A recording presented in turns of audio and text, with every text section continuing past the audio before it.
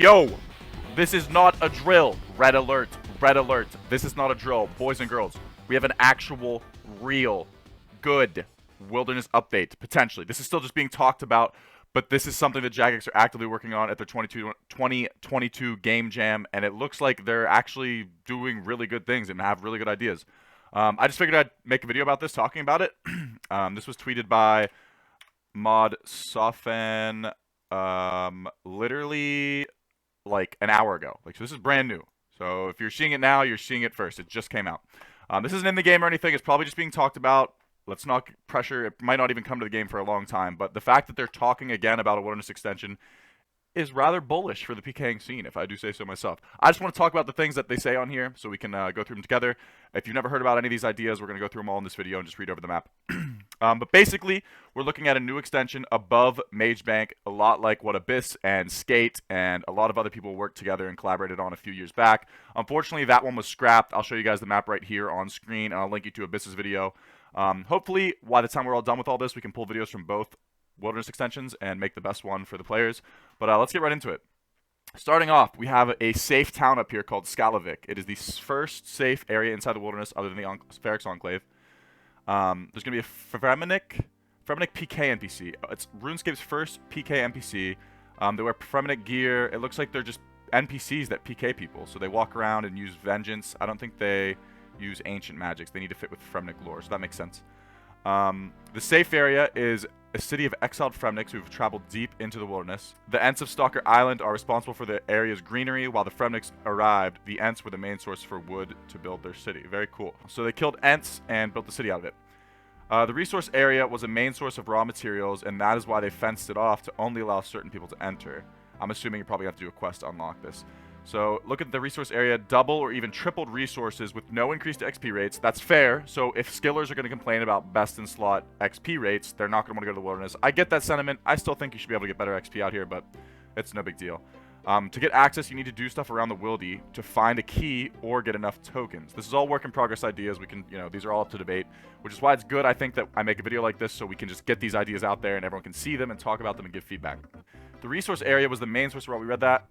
To survive in the wilderness, the Fremenics have traveled here, had to discover PKing and become PKers themselves to survive against the adventures in the wilderness. So that's why there's Fremenic PKers. They're out here, they're tough, rugged, they've evolved over time. The enchanted ladder can be upgraded in this city via wilderness extension activities to make a teleport to the area. That's cool. I like that.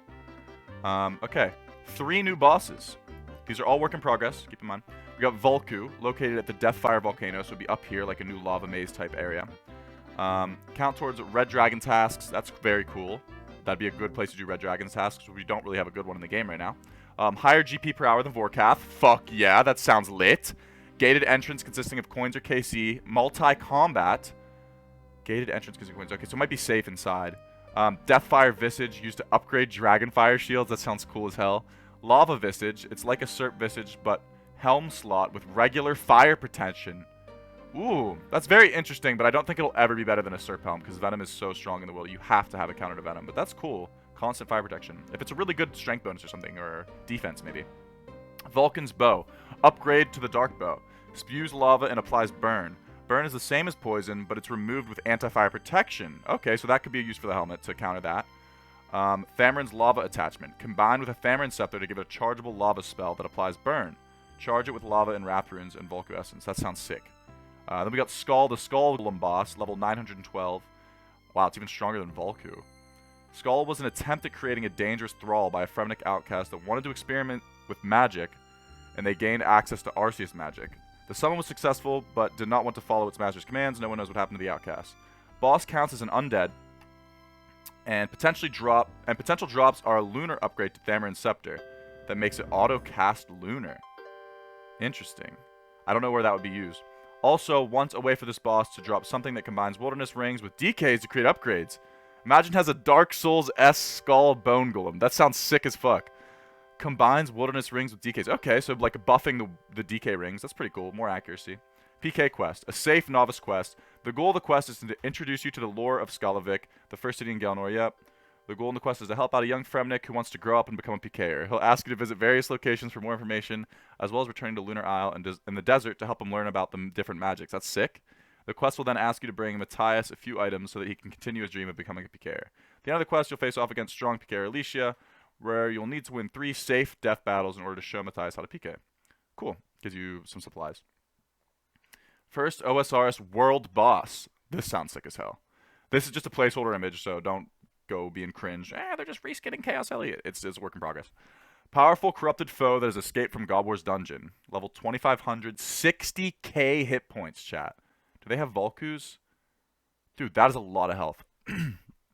Spawns in different possible locations. Its rough location is announced 5 minutes before it spawns in the wildy. It'll be announced again once spawned and when killed. Potential drops. Best in slot PvP upgrades to Gobor's dungeon weapons. Can only be applied in the wilderness. Potential buffs that work within the wilderness. And the rest is to be discussed. Okay, cool. So, not much decided on this thing, but a world boss in the wilderness is a sick idea that gets announced. Kind of like the Rev Cave boss, but just bigger scale, bigger drops, bigger loots. I think, honestly, Jagex, like, it's sick that we're thinking about all these new best in slot upgrades, but I don't think they're all super necessary. Like, the gear is already insanely powerful. But, as long as it's really good money, would be good. But it definitely needs unique drops. We got Artifact Escort. 10 escorts around the wilderness. Sorry, you guys can't see this.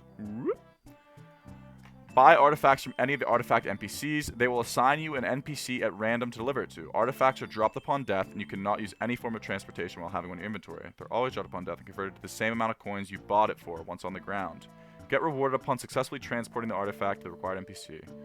Small safe pouch. Works like a looting bag, but will not be dropped upon death. Likewise, you can only take stuff out of the bag and bank it. You can only take stuff out of the bag at a bank, and it only works in the wilderness. You cannot store stackable items in your safe pouch. I don't know how I feel about this. It's a cool idea, but it seems kind of griefable. It would need work. Should have a price limit. Because, like, what if you're fighting somebody and they TB you or cape you, and you're about to die, and you're just like, well, I'm going to safe pouch my AGS, my Circ Palm, my staff, and my ACB, and then you, like, lose nothing on death. Cool idea in theory, but that could probably use tweaked, I think. And then we have this up here, which this is one of my favorite things, which is why I saved it for the very end. The Corrupted Revenant Ruins. Everyone is going to be gassed up about this, dude. The caves are locked to begin with. This is multi-revs. They're bringing back multi-revs.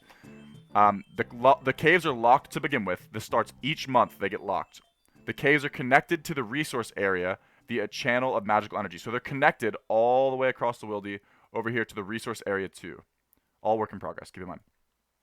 Activity in the resource area generates energy, which is used to power the connection between the two with the Corrupt Revenant Cave and unlock them. So, to unlock multi-revs, skillers and other players need to go to the resource area and participate in the resource area in order to unlock revs, which is sick. It's a kind of an unconventional way of linking skilling and PKing together, because it used to be you would skill for the supplies, which got used in PKing. But this is more like you actually need to skill in order to make it available to PK. I think that's a really cool idea, and it balances the food chain. The food chain requires everyone to participate at all levels. Skillers, PVMers, PKers, clans. It's all an ecosystem, and it all balances. Once enough energy has been granted, the caves unlock. World specific. 3 entrances, only 1 open at a time, and this changes every X minutes. All exits are functional. Corrupted Rev Caves have improved loot than standard Rev Caves and require 150k fee to enter, which is lost upon death. Pretty good. 150k still seems kind of low, but I guess it depends on how much it is, and it's all work in progress, like we said. We got Bounty Hunter Island. You would teleport from the safe town. A mini game with rewards that would work like Bounty Hunter. Potential of some elements of King of the Hill. That sounds sick. Just kind of like, I think they're just kind of trying to work in Bounty Hunter just to show that like they still want to do that. Oh wow, look, there's bridges linking to the volcano. They could even add stuff down there maybe. So there's a red dragon spawn here. Looks like a hunter area, a mining area. This is probably like rune ores up here, I'm guessing. More hunter. Another temple, another high altar in the wilderness. I don't know what would be here, but that's pretty cool. Here's where you get the artifact exports. Artifact Escort. Stalker, inhabited by magical Ents. Oh, this is where they chop the Ents down to build a town. And then there's a one-way travel to Releka up here, too. I think we covered most of it. Oh, Wildy Course Extension. Level 75 Seers XP rates, but works like the Agility Pyramid. That's cool. Like that. And this is the last thing we haven't covered. The Bridge of Fate. It basically links up above Magebank. Wicked. Very dope. We have the Rat Enclave boss. A rat riding a rat that swaps weapons and uses overhead prayers. Single area, and the boss is made to imitate a PKer. That's pretty cool. Potential drop. Rat Pack. Abyss. Did you collab with this? Did they... What the hell is that? An item that transmogs you into a rat for 3 seconds and creates 2 decoy rats running in 2 separate directions. Items disappear upon use and have a cooldown. The decoy disappears after 1 hit. Okay, listen. I think that is really cool and niche, but you guys have to understand, it doesn't make sense in the current meta. With the current PJ timer, it's already so easy to escape. All you have to do is freeze your opponent and hug. I think this would be sick for clans, like if we have old PJ mechanics, which I still think we really should add. But if a clan was PKing you, like a small group of 4 or 5 guys, and you use the rat pack and it splits 3 rats, the clan now has to hit all 3 while you can run away. Like, it's like a juke. I just think it's very stale with the current meta. Like, every fight is a PvP world fight. It's not the wilderness. It's just a PvP world, and it's pretty stale. Stun Javelin. Stuns target for 2 ticks with a 1-minute cooldown. Wilderness only. Stunning will make you scald if attacking a non-skull player. Okay, yeah. Rat Slippers. You know it. Yeah, come on, son. Guys, all in all, this is actually so dope. Like, this feels like exactly what I've been asking for and what a lot of the people have been asking for forever, bro. They got Wildy Implings, like, good rewards in the wilderness. Personally, I think it could spread the previous wilderness too thin, but I think ways to make this better, Jagex, is, like, remove the PJ timer up here or remove the PJ timer below. I know a lot of you in the comments hate that I don't want the PJ timer, but it's not because I want to clan people constantly. It's just, it makes the wilderness more fun and more dangerous. Like, I solo PK too. This whole series I've been solo PKing. I'll solo PK up here too, but it's just the feeling of clans and, like, stuff like that makes it more tense, more real, more dangerous. You have to think about your setup. You have to bring more tanky gear. And honestly, the biggest problem is survivability. I've talked about this before, but I'm going to mention it again at the end of this video. With all these new items coming into the game, DPS keeps going up and up and up and up, and a player can do more and more damage. We don't have to give more defensively tank. Like, you don't have to give people tankier gear to tank it. Just give them access to a bigger health pool. Currently, you can only bring, like, 10 brews, 12 brews max in the wildy. That's what? How many health points is that? Let's say you're bringing 11 brew setup. That's pretty generous. Times 64 points per brew. That's 700 health points. It's enough to fill your health bar 7 times, right? That's not that much with the DPS you can do nowadays. You can do insane damage. If we increase it to a 6-dose flask, and you can make it a risk reward too.